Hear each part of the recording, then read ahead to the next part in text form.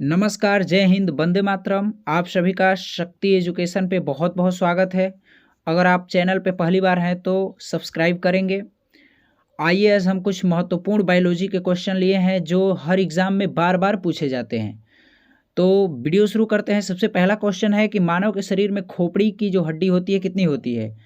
तो आंसर क्या है? 8 हड्डी होती है। हमारे केवल खोपड़ी की बात हो तो उसमें केवल 8 हड्डी होती है और पूरे चेहरे को मिला दिया जाए तो टोटल 22 हो जाती है। यहाँ पर आप देख सकते हैं खोपड़ी में जो इमेज है इसमें केवल 8 होती है और पूरे चेहरे की हड्डी मिला दिया जाए तो इसमें 14 होती है। तो 14 8 मिल करके 22 हड्डी पूरे सर में हो जाती है। अगला क्वेश्चन है कि हमारा जो पचा हुआ भोजन होता है उसका अवशोषण कहाँ होता है? जब हम भोजन करते हैं और पचता है तो उसका अवशोषण अधिकतर किस शरीर के किस भाग में होता है?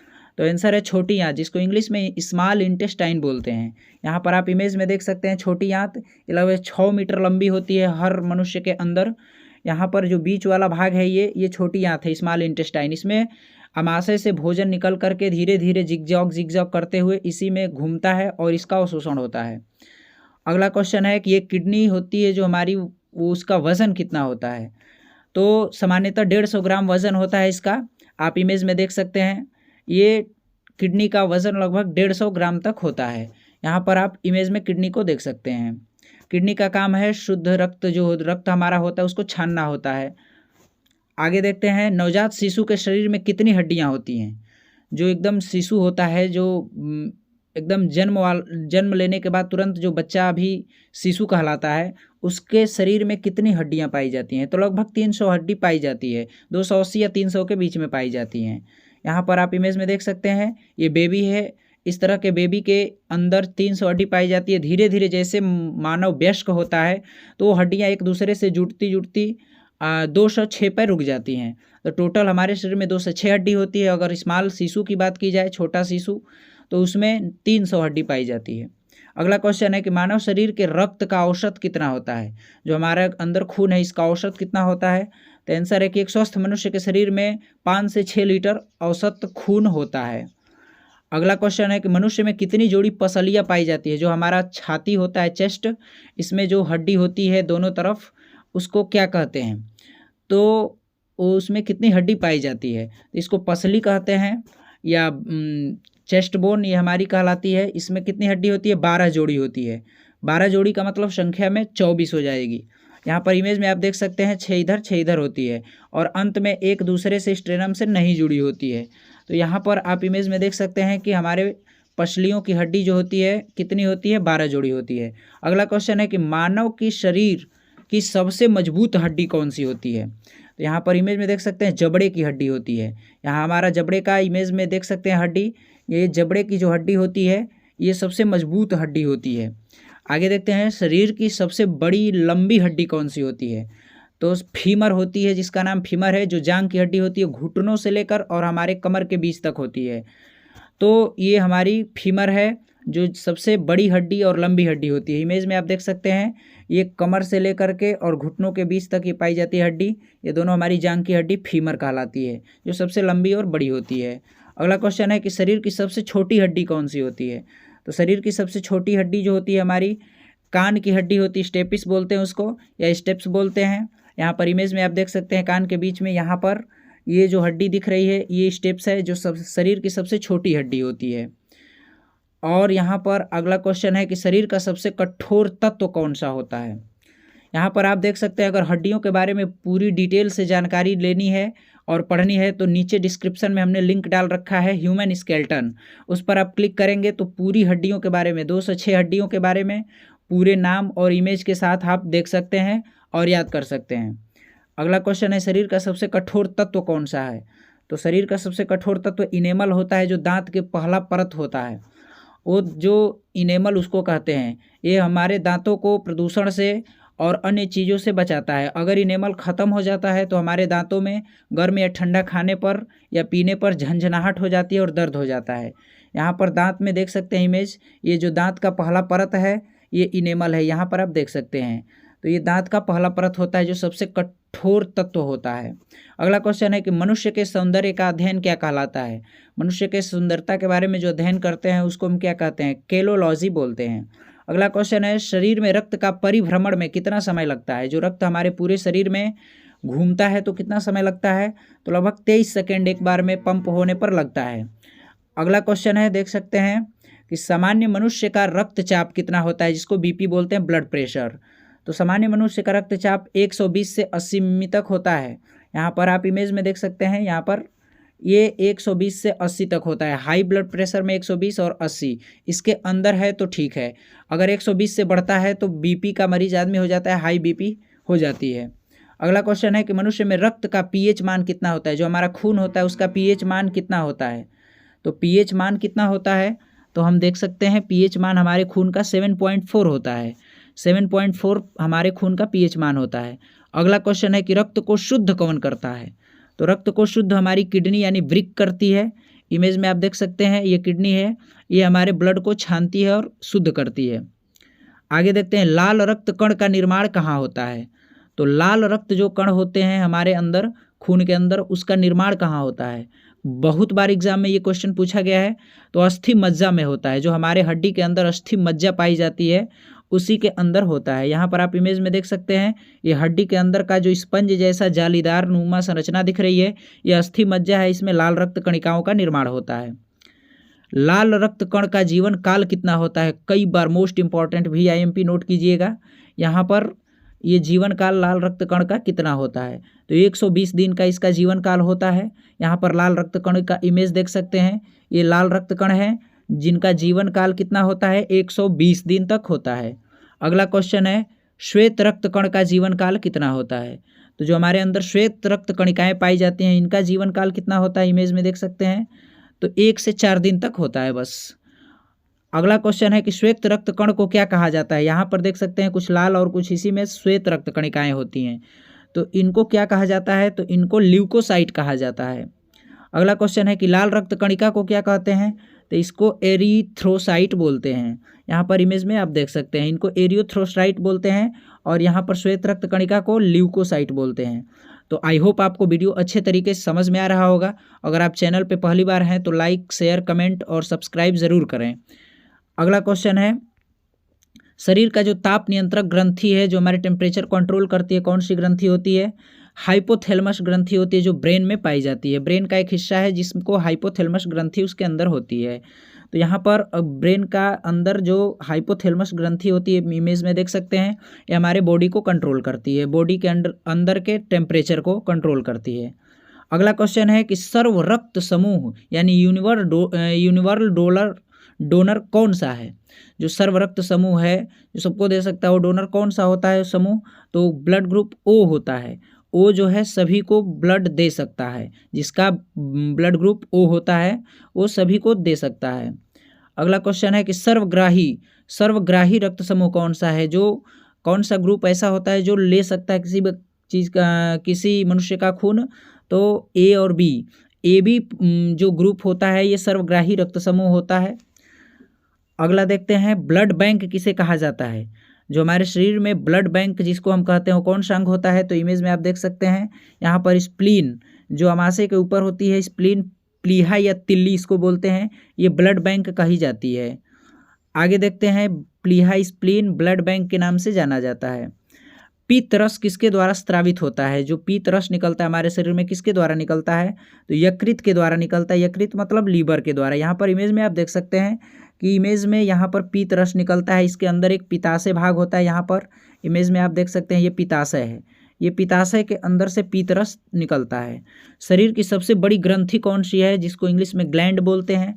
तो हमारे शरीर के अंदर सबसे बड़ी ग्रंथि जो है यकृत यानी लीवर को ही कहते हैं। यहाँ पर इमेज में आप देख सकते हैं शरीर की सबसे बड़ी ग्रंथि है। अगला क्वेश्चन कि शरीर का सबसे बड़ा अंग कौन सा है? हमारे शरीर में सबसे बड़े अंग की बात की जाए तो हमारा स्किन यानी त्वचा होता है, जो पूरे बॉडी के ऊपर ढका रहता है। तो त्वचा शरीर का सबसे बड़ा अंग है। यहाँ पर देख सकते हैं अगला क्वेश्चन कि मनुष्य के शरीर में पाई जाने वाली सबसे छोटी ग्रंथि कौन सी है? सबसे छोटी ग्रंथि, बड़ी ग्रंथि लीवर हो गई, सबसे छोटी ग्रंथि कौन सी है? तो मनुष्य के शरीर में पाई जाने वाली सबसे छोटी ग्रंथि पीनियल ग्रंथि होती है। कौन सी ग्रंथि होती है? पीनियल ग्रंथि होती है। इमेज में आप देख सकते हैं पीनियल ग्रंथि, यहाँ पर ये ब्रेन के हिस्से में पाई जाती है, पीनियल ग्लैंड, इसको हम पीनियल ग्लैंड बोलते हैं, सबसे छोटी ग्रंथि।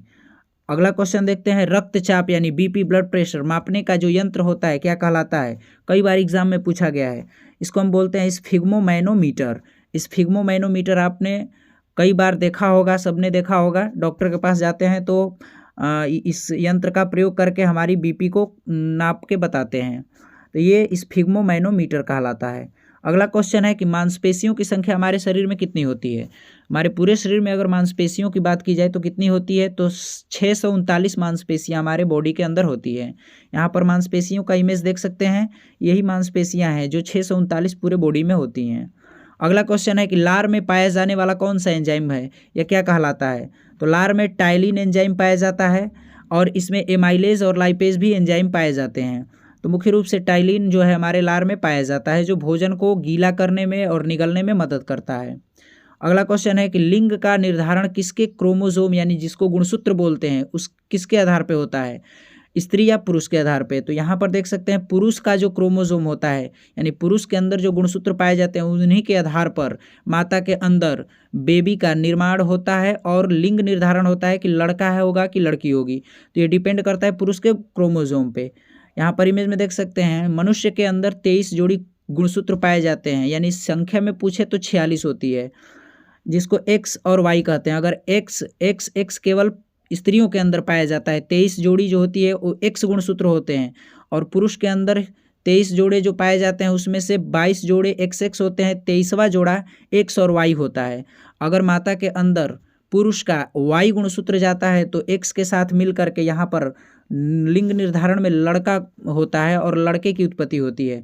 अगर पुरुष के अंदर से एक्स गुणसूत्र जाता है और माता के अंदर पहले से एक्स गुणसूत्र है तो एक्स एक्स होता है, तो लड़की का निर्धारण होता है और उनका जन्म होता है।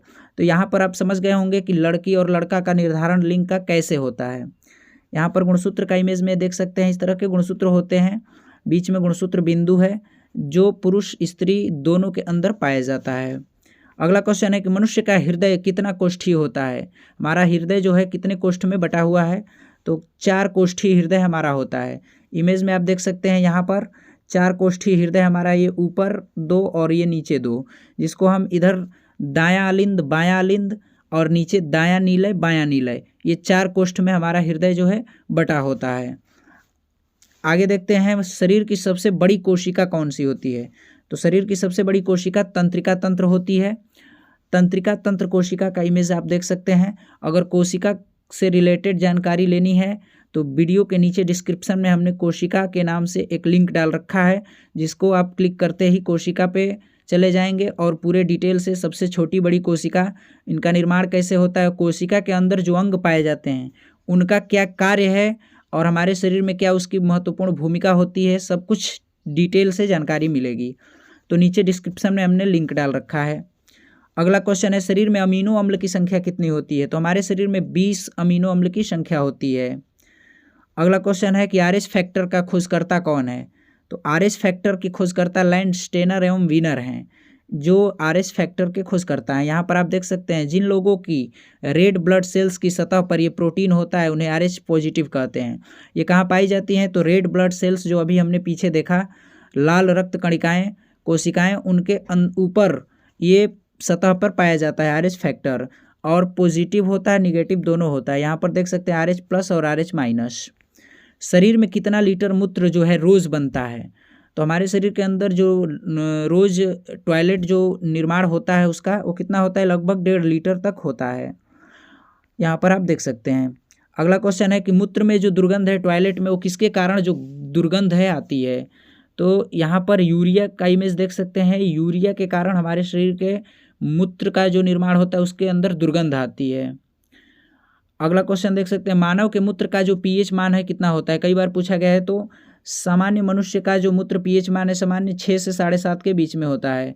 4.5 से 8 सीमा के भीतर कोई भी मान आमतौर पर चिंता का कारण नहीं है। अगला क्वेश्चन है कि विटामिन ए जो है कहाँ संचित रहता है? हमारे अंदर विटामिन जो ए है कहाँ संचित रहता है? तो यकृत यानी लीवर में संचित रहता है। अगर आपको विटामिन्स के बारे में, विटामिन से होने वाले रोगों के बारे में पता करना है, जानकारी लेनी है अच्छे तरीके से डिटेल में, तो हमने वीडियो के नीचे डिस्क्रिप्शन में उसका भी लिंक दे रखा है, तो जा करके उस पर वॉच कर सकते हैं। और विटामिन्स के कारण होने वाले रोग और कौन सी विटामिन किस चीज़ में पाई जाती है, कमी से होने वाले रोग, पूरी डिटेल जानकारी ले सकते हैं। अगला क्वेश्चन है, यहाँ पर यकृत में देख सकते हैं विटामिन ए संचित रहता है। यहाँ पर विटामिन ए की कमी से, इसको हम रेटिनॉल बोलते हैं, और इसकी कमी से रतौंधी रोग होता है। आगे देख सकते हैं शरीर का सामान्य तापमान जो नॉर्मल टेम्परेचर है कितना होता है। तो हमारे शरीर का नॉर्मल टेम्परेचर जो सामान्य तापमान है 98.6 फ़ारेनहाइट, और डिग्री सेल्सियस में पूछे तो 37 डिग्री सेल्सियस हमारे शरीर का टेम्परेचर होता है। अगर इससे अधिक बढ़ता है तो हमारा शरीर के अंदर बुखार हो जाता है। अगला क्वेश्चन है, शरीर में ऊतकों का निर्माण किससे होता है। ये ऊतक है, तो कई प्रकार के ऊतक होते हैं, संयोजी ऊतक होते हैं, ससंयोजी ऊतक होते हैं। तो हमारे शरीर में ऊतक का निर्माण किसके कारण होता है, प्रोटीन से होता है। अगला क्वेश्चन है कि हमारा जो मस्तिष्क यानी ब्रेन है उसमें सबसे बड़ा भाग कौन सा है। तो इसमें देख सकते हैं सबसे बड़ा भाग जो हमारे मस्तिष्क का है वो प्रमस्तिष्क यानी उसको हम सेरेब्रम बोलते हैं। यह हमारा मस्तिष्क का इमेज है, देख सकते हैं। इस पूरे भाग को हम सेरेब्रम बोलते हैं, और एक नीचे होता है जिसको हम सेरिबेलम कहते हैं। तो यहाँ पर पूरे जो हमारा ब्रेन होता है इस सबसे बड़ा भाग की बात की जाए तो प्रमस्तिष्क बोलते हैं या उसको सेरेब्रम बोलते हैं। यही मस्तिष्क का सबसे बड़ा भाग है। आगे यहाँ पर देख सकते हैं हृदय से शरीर की ओर ले जाने वाली जो रक्तवाहिका है, जो हृदय पंप करता है तो वहाँ से खून ले जाने वाली पूरे शरीर में कौन जो नलिका होती है, रक्तवाहिका क्या कहलाती है, उसको हम धमनी कहते हैं। यहाँ पर आप इमेज में देख सकते हैं ये हमारे शरीर के अंदर हृदय से धमनियाँ लेकर के जाती हैं जो मांसपेशियों के अंदर पाई जाती हैं। और सबसे ऊपरी भाग पर स्किन के ऊपर से जो हरी नस दिखती है जिसमें हमको डॉक्टर सुई लगाते हैं वो सीरा होता है। और उसके अंदर ब्लड का जो प्रेशर होता है नॉर्मली 80 होता है और इनके अंदर 120 होता है।